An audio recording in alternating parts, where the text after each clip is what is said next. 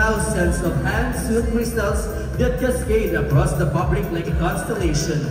These crystals are arranged in patterns reminiscent of Fortuna symbols, subtle outlines of cornucopias representing abundance and prosperity, and real motifs symbolizing the turn of fate. This arrangement evokes Fortuna's celestial connection as daughter of Jupiter. The high slit reveals glimpses of Mutya number 4, Micaela Paris Pangilinan Cartizon. Mutya ng Barangay Tongtong. This gown is called Process Gown, a gown made from studded fabric and named with sweetheart beaded with glass crystal stone, rhinestones and glass crystal beads, embellished with public roses and organza flower, emphasize the detail of the gown.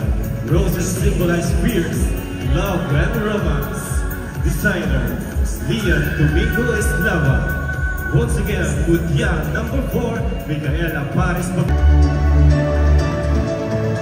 Mutya ng Botolan Turismo number 5, Althea Marie V. Acosta, Mutya ng Paco. Althea is wearing a green see-through serpentina evening gown. It is adorned by silver cat beads, green glass beads, and tricolor stones. This show-stopping, floor-sweeping evening gown features a breathtaking see-through green glitter design, expertly crafted to shimmer under the spotlight. Delicate, intricate patterns that dance across the gown's silhouette, accentuating the wearer's every move. With its daring sheer elements and radiant sparkle, this gown embodies confidence and glamorous sophistication. Green is a versatile color. It represents the natural world, symbolizing growth, balance, health, and wellness. Green stimulates creativity, productivity, and environmentalism. Green represents eco-friendliness and sustainability. Designer James O'Brien from the Fashion Designers Association of the Philippines. Once again, Mutya number 5, Althea Maria Costa, Mutya ng Paco. Season 1, alam ba ang iwan ng isang hindi pangkaraniwang gown na inyong matutunghayan ay hinabi sa purong katapangan, determinasyon at pagmamahal ng isang babae, niyayakap ang hiwaga ng nakaraan at kabanata na kasalukuyan. Ang kasuotang ito ay masusi-sinunsi upang ipakita ang katatagan ng loob at ikarilak at kandidata, sapagkat ito ay ginamitan ng hindi na pangkaraniwang material tulad ng mga kulay na rhinestone. Leah, this exquisitely designed gown is inspired by the lava streaming in this ombre orange to red gown symbolizes the very warm, welcoming Botolendian strain, just like the heat of the glowing lava during the explosion. Despite of the decay, it transformed into a visually stunning and unique natural wonder, a fiery masterpiece for a firing queen. Mutya ng Barangay Tongtong. Designer Henry Mosquito, Mutya ng Barangay San Miguel. This evening gown is inspired by the city's pyramids and ocean waves. The design represents the characteristic of the ocean that's similar to the characteristic of the women, embellished with more than 5,000 glass rhinestones of the deep sea green and crystal. The color of this gown is the same color and deep part of the ocean, representing the intelligence of the women that are not shallow and deep beyond us. Their gown wearing by Miss Coral also is accentuated with crystals and rhinestones to make it more glamorous, as the net web cracks symbolizes the disasters like lahar, flood, earthquake, and typhoons, which Coral surpasses and stands tall to be a prosperous barangay. Once again, girly Galiasa Bueno, Mutya ng Barangay. This gown is both gracious and meaningful, blending elegance with natural elements that reflect the goddess' role in agricultural and fertility. It's a perfect tribute to her beauty, grace, and the life will sustain. Beaming with light gesture, the future is bright. Ahon Lalahon. Designer Sacred Gartiza.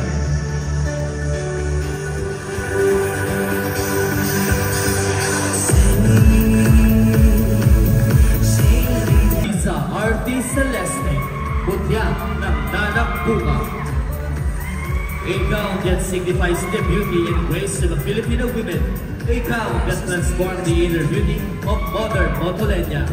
This gown represents beauty, elegance, and simplicity that makes the woman look more. Barangay Wow Tiblo. Rosas captures the essence of softness, home and quiet confidence.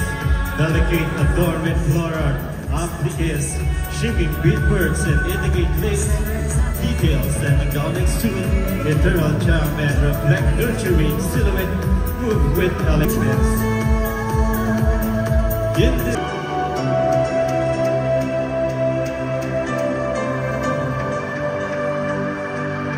Diaz. Once again, Eileen Ramos at Chacoso, Mambo. Quando sei partito e cominciato a perdermi, adesso mi torni. Intorno a me ci ricordati i giorni belli del nostro amore, la rosa che mi hai lasciato. Indulge in the epitome of opulence with this piece of luxury lace adorned with blanket gold stone. Additionally, the exquisite gold stone elevate the intensity of the lace work, creating a garment that exudes timeless elegance and sophistication. Color. Lime green is a color closely associated with nature, confidence, and high energy, and is thought to promote feelings of liveliness, freshness, and creativity.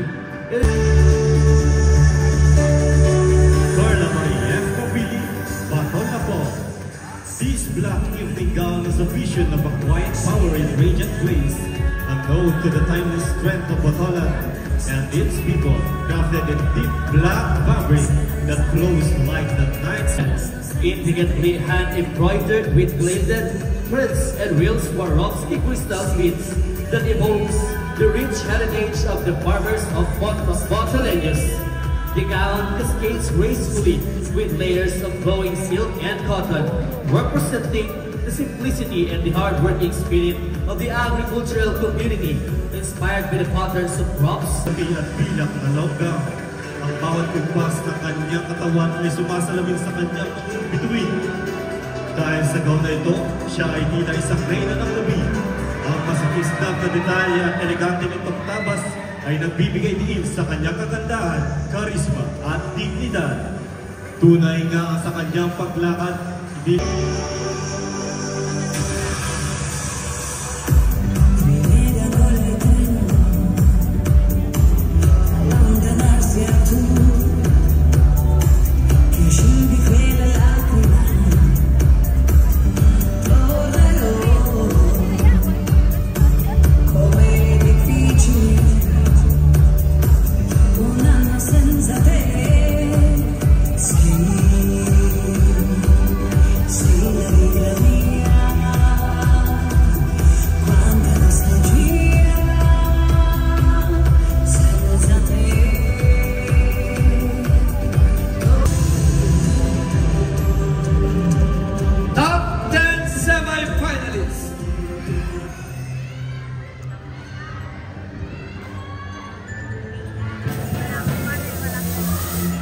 Mutia, number 11, Marisa Artinis Celeste of Danakpura.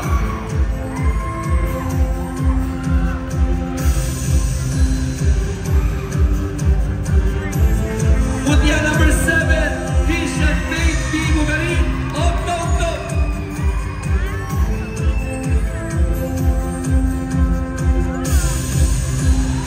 Mutia, number 4, Micaela P. Partition of Toktok.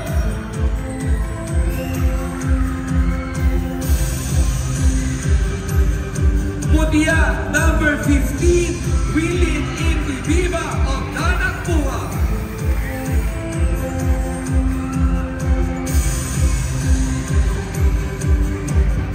Welcome to top 10, Mutia, number 12, Roxanne B. San Juan of Owao, Niblo.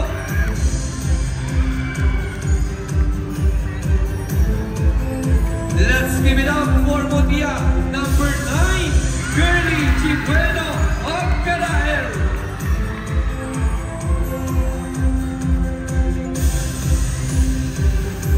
Continue your dreams, Mutia, number 1, Elizabeth M. Velasco of San Juan.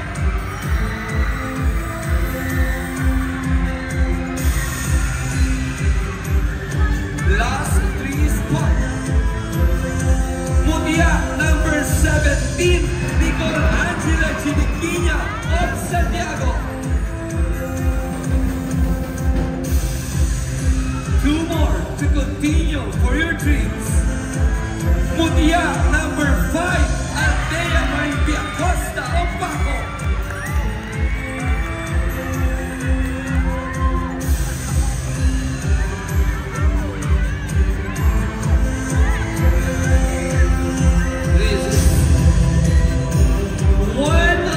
For the top 10, Mutya number 8, Margaret Di Mosquito of San Miguel. Thank you, ladies.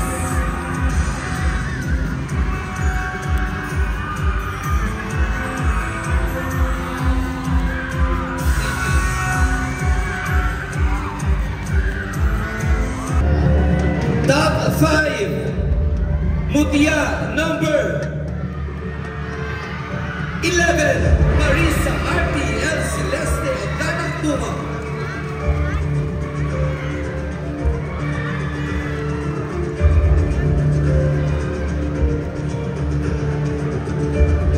Continue your dreams for the crown.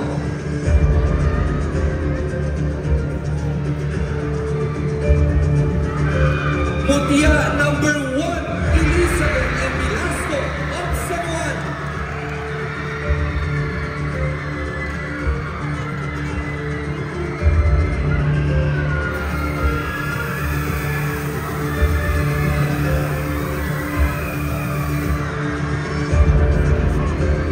Welcome to top 5, Mutya number 17, Nicole Angela Chiliquina of Santiago.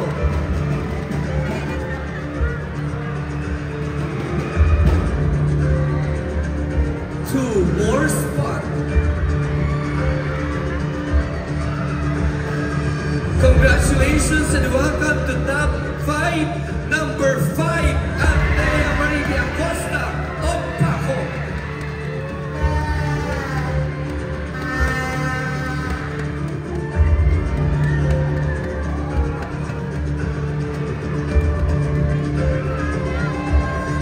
To complete our top 5 finalists, please welcome Mutya number 8, Margaret Di Mosquito of San Miguel. Thank you, ladies. These are top 5 for this year. Congratulations.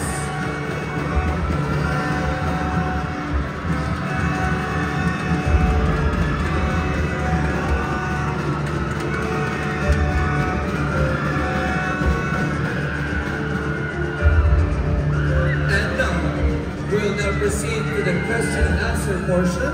So we will request 1, 17, 5, and 8 to please proceed to our booth for the first question. How's your feeling? I'm so overwhelmed and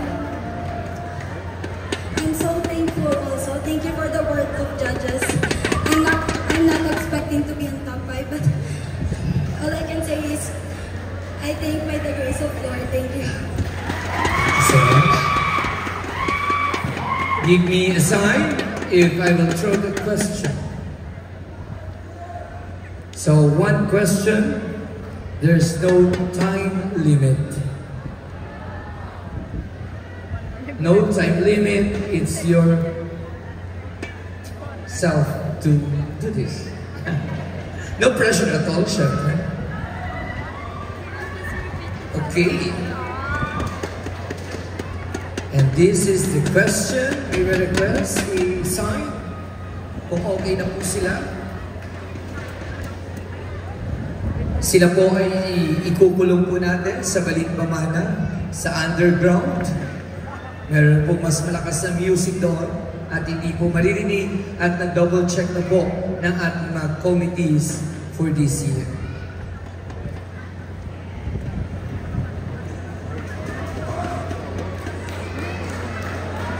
Earl, pag-check kung okay na.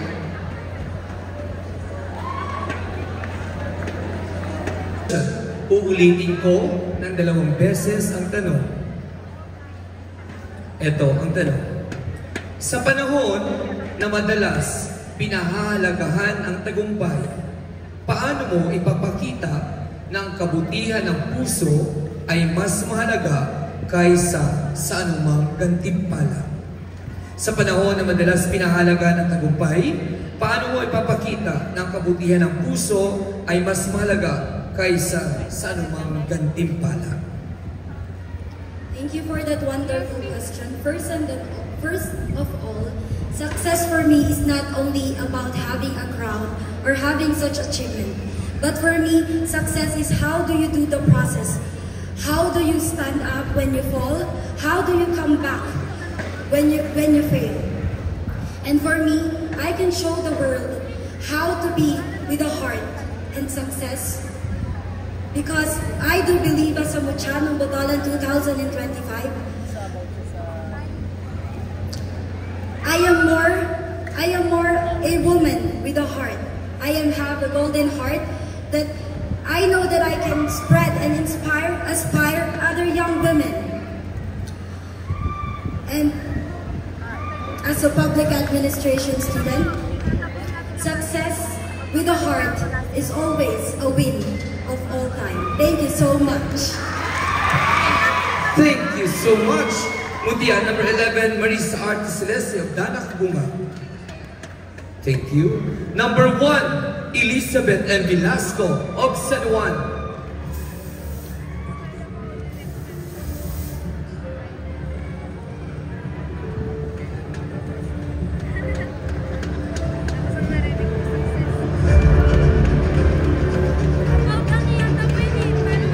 Thank you so much to our MDRRMO, Sir Andy Divino, and for the Tao Gama Philippines Triskelion for the Majors Awards for our top 5 finalists.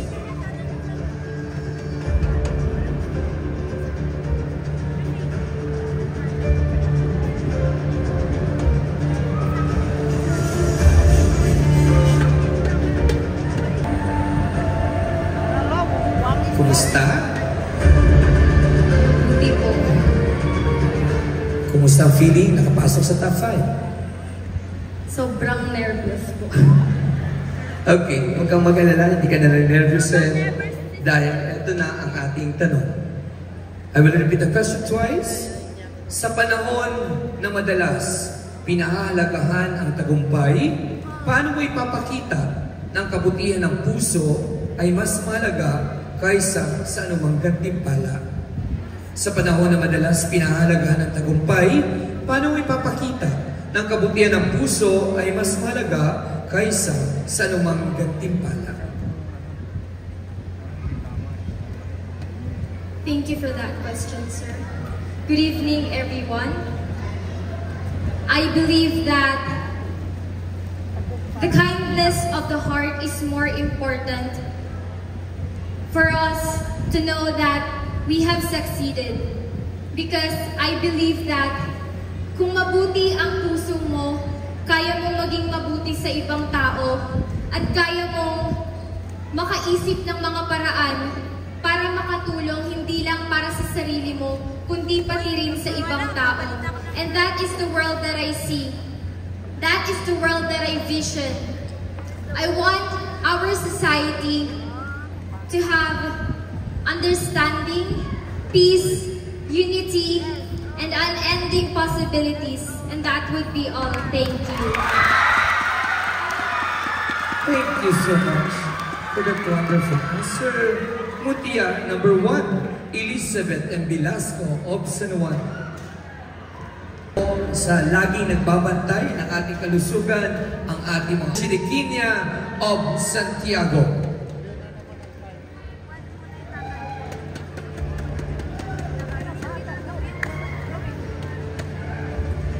And I would like to say thank you very much to Sir Marvin Dison for our beautiful stage, Gala Sounds, and Sir Rolly sa ating Sokmed. Maraming salamat po sa inyo. Ma'am Ella, nandun sila. Thank you. 17, Nicole Angela Chiriquinia of Santiago.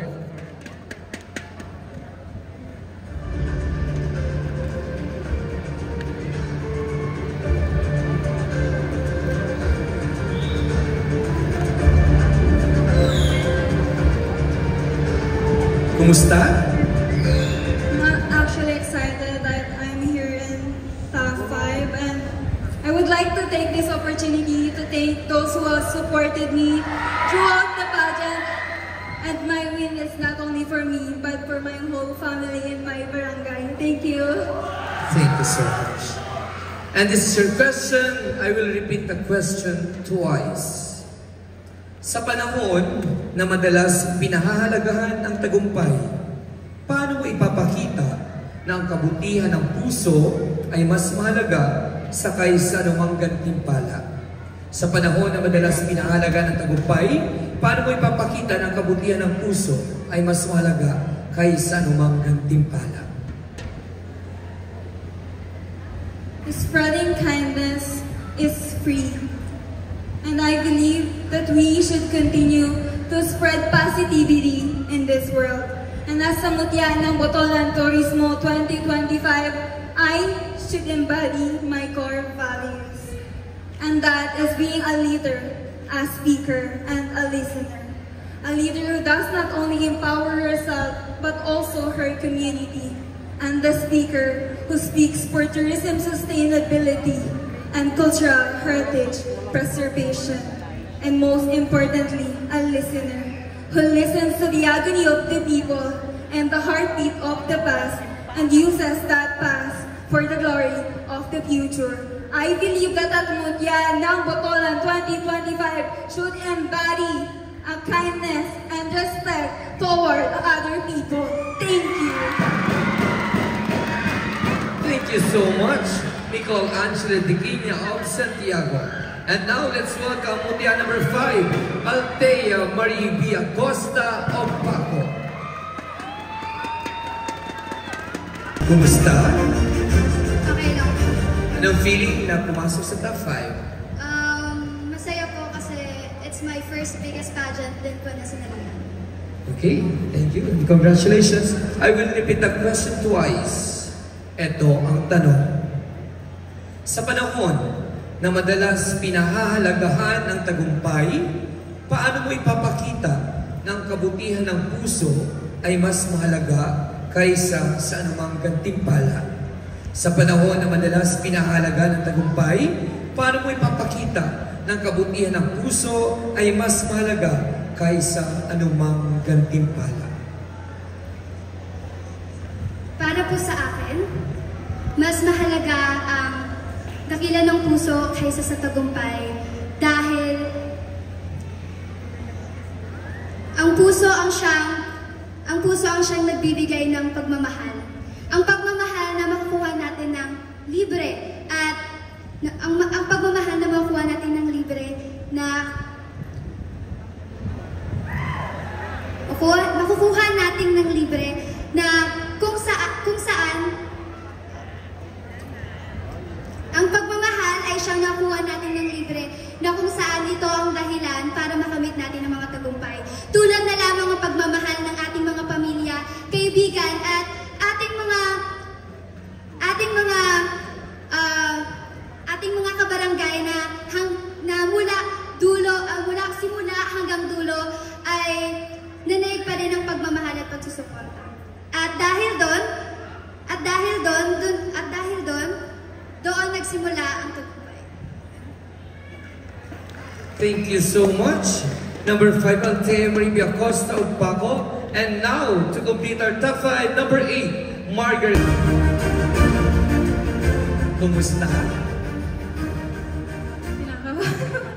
Ano masasabi mo? Pasok ka sa top 5. Siyempre po masaya. First ever pageant ko po to. Thank you so much. I will repeat the question twice. At ito ang tanong.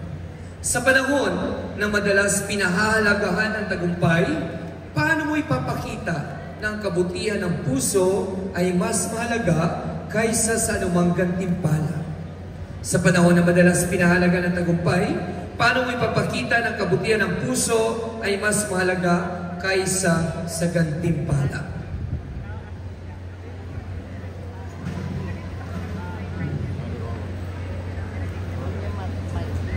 I believe that success is not just about having an achievement, but success is something that can inspire the young generation to do kindness and to spread positivity in this world. And I believe that using success, it can make the world a better place where the future young generation can something that they can be proud of and carry it forward with pride. Thank you. Thank you so much. Number 8, Margaret. Mutya ng Sulong Botolan 2025. Mutya number 5, Paco Althea Marie B. Acosta.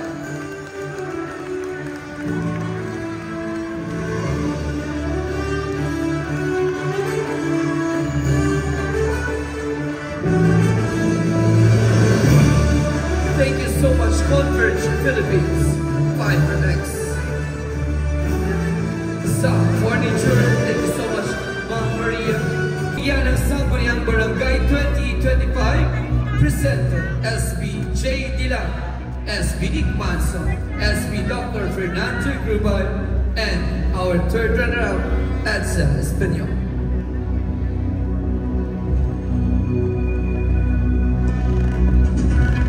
Third runner-up, Mutya number 11, Danak Bunga, Marisa RTL Celeste.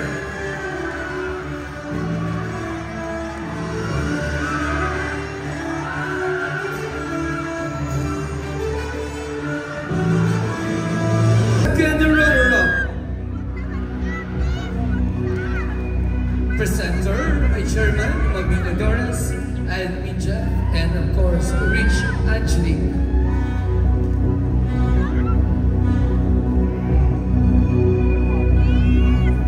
Our second runner-up, Mutya ng Liga ng Barangay 2025.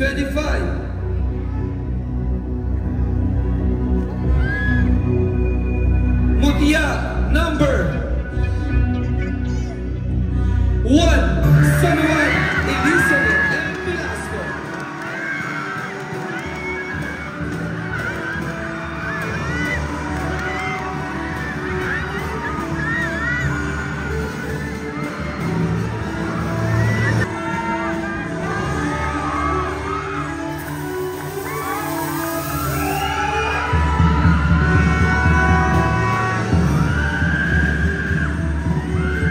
Mutya ng Botolan Turismo 2025.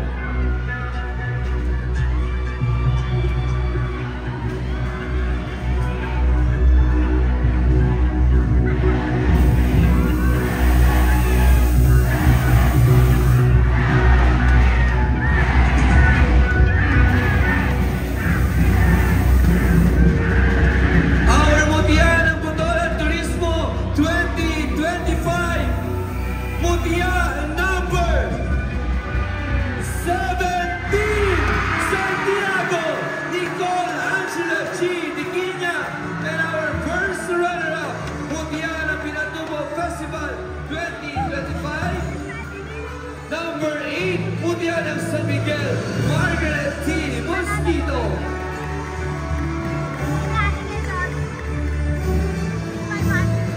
To crown our title holder, our Mutya ng 2024 is Janice Santulias, Mayor John Omar Daniel.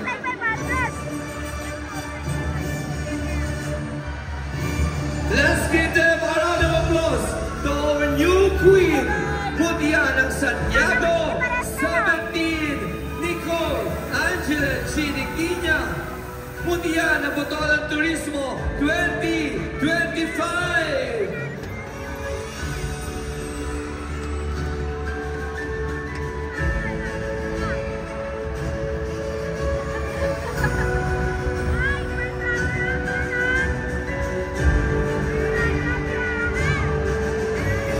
Congratulations!